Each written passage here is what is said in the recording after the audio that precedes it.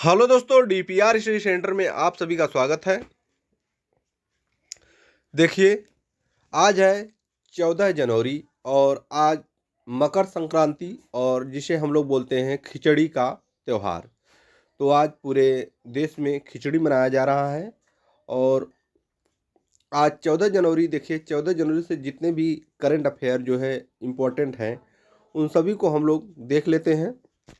तो आइए देखिए पहला क्वेश्चन क्या है। पहला प्रश्न है, हाल ही में देश का पहला मेड इन इंडिया क्या है? Made in India AI platform. Made in India AI platform किसके द्वारा लॉन्च किया गया है? तो देश का पहला made in India AI platform launch किया गया है जियो के द्वारा। ऑप्शन बी करेक्ट हो जाएगा, जियो ने लॉन्च किया है। देखिए, रिलायंस जियो ने भारत की अपनी भाषाई और संस्कृति विविधता को समझने वाला स्वदेशी एआई मॉडल पेश किया है। यह प्लेटफॉर्म विशेष रूप से भारतीय उद्योगों और स्टार्टअप्स के लिए डेटा गोपनीयता और कम लागत पर आधारित समाधान प्रदान करेगी। इसे जीपीटी भारत जीपीटी पहल के एक हिस्से के रूप में देखा जा रहा है। आगे देखिए, क्वेश्चन नंबर सेकंड है, राष्ट्रमंडल के स्पीकर्स और पीठासीन अधिकारियों के 28वें सम्मेलन की मेजबानी कौन कर रहा है? तो यह कर रहा है भारत। ऑप्शन सी करेक्ट हो जाएगा, भारत के द्वारा किया जा रहा है। भारत इस बार राष्ट्रमंडल देशों की संसदों के अध्यक्षों के इस वैश्विक शिखर सम्मेलन की मेजबानी कर रहा है। इसका उद्देश्य राष्ट्रमंडल देशों की संसदीय प्रणालियों के बीच सहयोग बढ़ाना और लोकतांत्रिक मूल्यों को साझा करना है। देखिए, सम्मेलन में जलवायु परिवर्तन और डिजिटल लोकतंत्र जैसे विषयों पर चर्चा होने की उम्मीद है।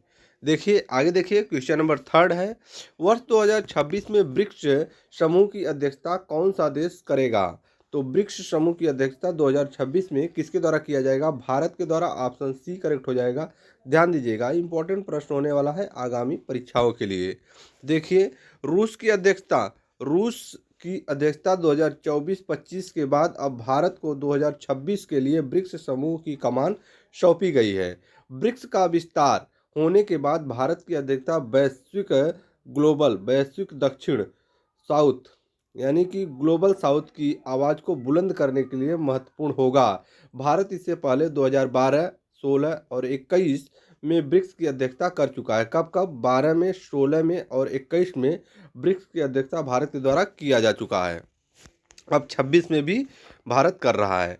हाल ही में राष्ट्रीय डेयरी विकास बोर्ड क्या दिया है? हाल ही में राष्ट्रीय डेयरी विकास बोर्ड एनडीडीबी ने डेयरी रिसर्च को मजबूत करने के लिए किसके साथ समझौता किया है? तो यह समझौता किया गया है आईसीएआर के द्वारा, भारतीय कृषि अनुसंधान परिषद। ऑप्शन ए करेक्ट हो जाएगा, भारतीय कृषि अनुसंधान परिषद के साथ समझौता हुआ है। देखिए, इस समझौते के तहत मवेशियों की नस्ल सुधार और दुग्ध उत्पादन बढ़ाने के लिए नई तकनीकों पर संयुक्त रूप से काम किया जाएगा। आईसीएआर और एनडीडीबी की यह साझेदारी डेयरी क्षेत्र में डिजिटल समाधान और टिकाऊ प्रथाओं को बढ़ावा देगी। इसका लक्ष्य भारतीय डेयरी उत्पादों की गुणवत्ता को वैश्विक मानकों के अनुरूप बनाना है। आगे देखिए, क्वेश्चन नंबर 5 है, क्या दिया गया है?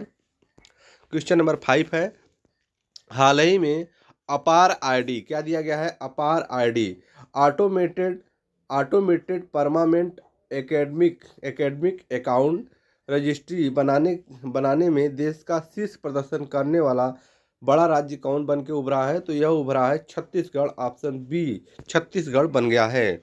देखिए, छत्तीसगढ़ ने one nation one student ID क्या है?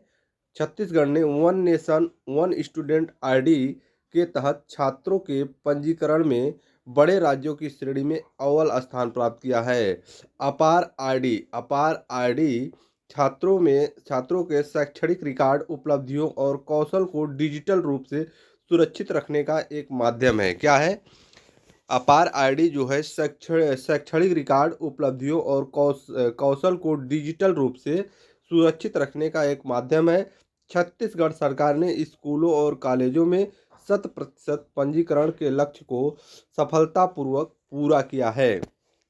तो आगे देखिए क्वेश्चन नंबर 6 है, हाल ही में भारत ने क्या दिया गया है, हाल ही में भारत ने किस देश के साथ डाक एक्सप्रेस और लॉजिस्टिक्स सेवाओं को पूरा करने के लिए समझौता किया है। हाल ही में भारत ने किस देश के साथ डाक एक्सप्रेस और लॉजिस्टिक्स सेवाओं को मजबूत करने के लिए समझौता किया है। तो किस देश के साथ, जर्मनी के साथ। ऑप्शन ऑप्शन सी करेक्ट हो जाएगा, जर्मनी। क्या हो जाएगा, जर्मनी। देखिए आगे देखते हैं, भारत और जर्मनी के बीच, देखिए भारत और जर्मनी के बीच यह समझौता ई कॉमर्स और सीमा पार शिपमेंट को सरल बनाने के लिए उद्देश्य से किया गया है।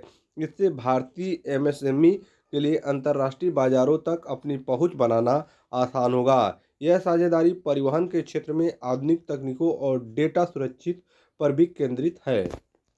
आगे देखिए क्वेश्चन 7 है सॉरी, क्वेश्चन नंबर 7 है, हाल ही में उपराष्ट्रपति सीपी राधाकृष्णन ने कहां पर नशा मुक्ति परिषद, क्या है, नशा मुक्ति परिषद परिषद अभियान का शुभारंभ किया है।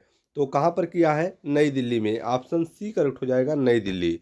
आगे देखिए, नई दिल्ली में शुरू किए गए इस अभियान का उद्देश्य शैक्षणिक परिषदों को नशा मुक्त बनाना और युवाओं में जागरूकता फैलाना है। उपराष्ट्रपति ने नशीली दवाओं के खिलाफ लड़ाई में शिक्षकों और अभिभावकों की भूमिका पर जोर दिया है। यह पहल नशा मुक्त भारत विजन की दिशा में एक सशक्त कदम है। आगे देखिए क्या है, हाल ही में आत्मनिर्भर, क्या दिया है, हाल ही में आत्मनिर्भर हड़ोल महोत्सव 2026 का आयोजन कहाँ किया गया। तो इसका आयोजन किया गया गुजरात में। कहाँ पर, गुजरात में। ऑप्शन बी करेक्ट हो जाएगा, गुजरात। देखिए गुजरात में आयोजित इस महोत्सव का उद्देश्य स्थानीय हस्तशिल्प और कुटीर उद्योगों को वोकल फॉर लोकल के तहत बढ़ावा देना है। इसमें आत्मनिर्भर भारत की संकल्पना को पारदर्शी करने वाली विविध प्रदर्शनी और कार्यशालाएं आयोजित की गई है। यह आयोजन क्षेत्रीय संस्कृति और आर्थिक सशक्तिकरण का एक अनूठा संगम है। आगे देखते हैं क्वेश्चन नंबर 9 है, क्या दिया गया है, हाल ही में 13 जनवरी को लोहड़ी पर्व किस राज्य के द्वारा हर्षोल्लास के साथ मनाया जाता है। तो यह मनाया जाता है पंजाब राज्य के द्वारा। किसके द्वारा मनाया जाता है, पंजाब के द्वारा मनाया जाता है। ऑप्शन सी करेक्ट हो जाएगा।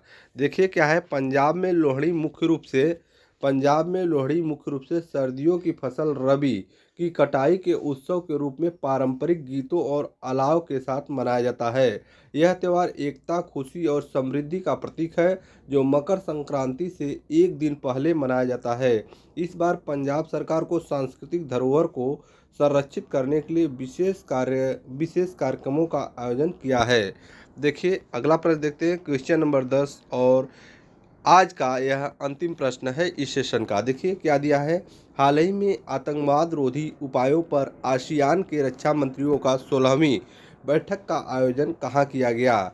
देखिए हाल ही में आतंकवाद रोधी उपायों पर आसियान के रक्षा मंत्रियों का 16वीं बैठक का आयोजन कहाँ किया गया। तो इसका आयोजन नई दिल्ली, ऑप्शन सी करेक्ट हो जाएगा, नई दिल्ली में इसका आयोजन किया गया।